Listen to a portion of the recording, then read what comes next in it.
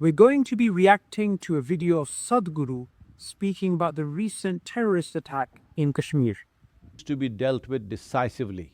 If we want to exist here as a nation, we have to learn the fundamentals of how to maintain the sovereignty of this country. It is important that anybody who threatens normal functioning of society and the nation must be put down.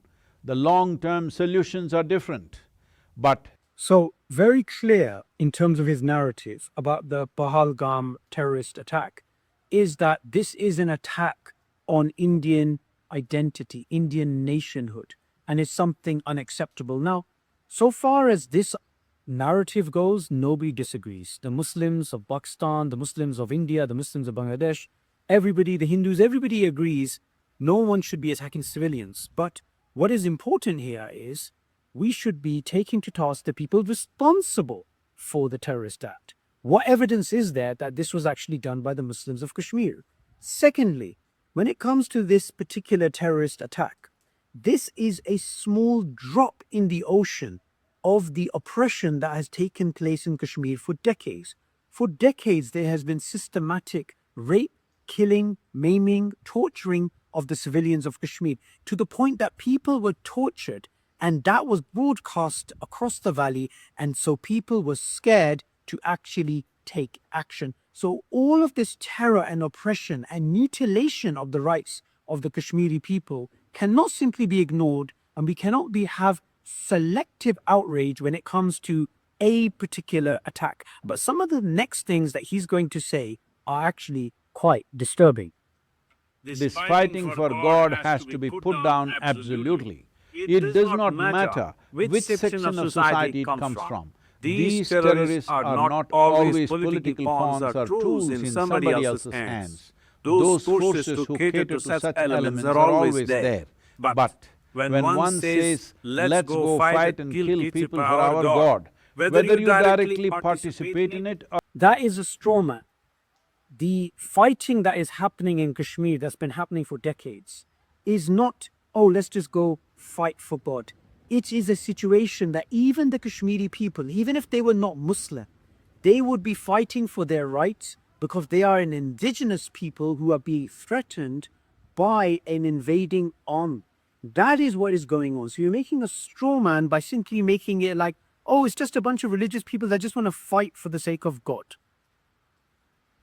or not, as long as you believe that your way is the only way, you are a part of it. We are still unwilling to face the fact that there are people among us within the nation who have such beliefs and intentions. Somewhere we think forces from outside the border are pulling the strings, but… Okay, aren't you dog whistling to the Hindutva? Aren't you dog whistling to the right wing who have been killing Christians and Dalits and Muslims for many, many years? Aren't you basically saying, yeah, it looks like a terrorist attack from some foreign nation plane, but in reality, there is an indigenous problem we have with people who believe in God, with people that believe in their way being the only way. Well, guess what? All Muslims believe that their way, their faith, their values, their belief in Allah alone, their belief in Tawheed is the only truth. Does that mean that they are now terrorists? Does that mean that they are now some sort of fifth column inside of India and that are a threat to the actual nation? So it's very clear what you're doing here. Not only are you involved in selective outrage, not only are you making a straw man of the particular position held by the Kashmiris, you are also ignoring the greater oppression. You're also now talking about the Muslim threat and talking about people who hold particular values within India. And what are those values? The value of believing that they're upon the truth, that they believe in the truth and the only truth is theirs. Well, guess what? Many people believe that. That doesn't mean they go around killing civilians.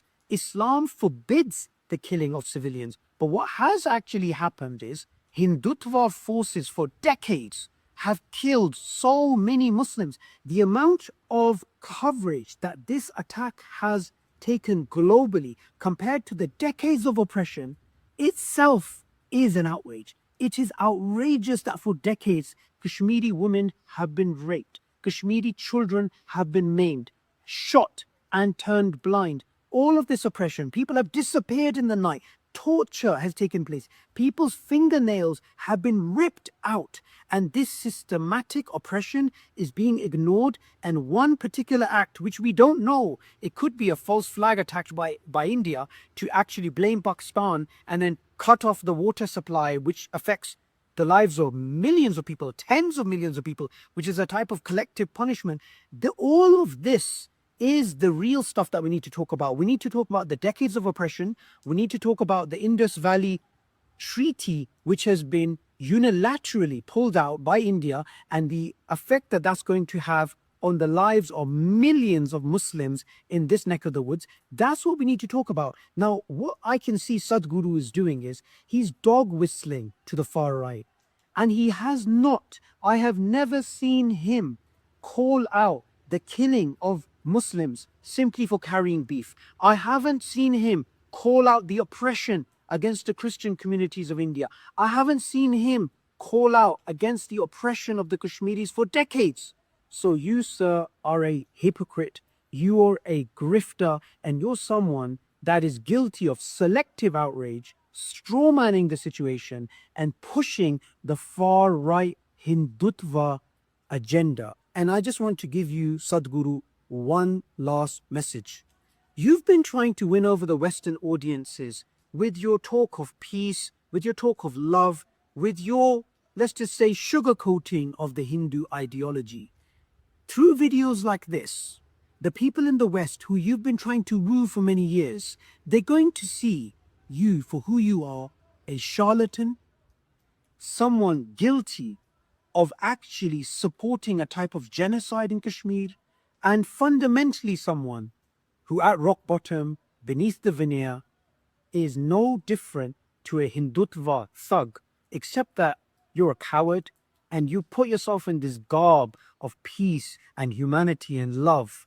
But in reality, you're just as bad. Your heart is just as bad as those Hindutva thugs guilty of all those crimes across India.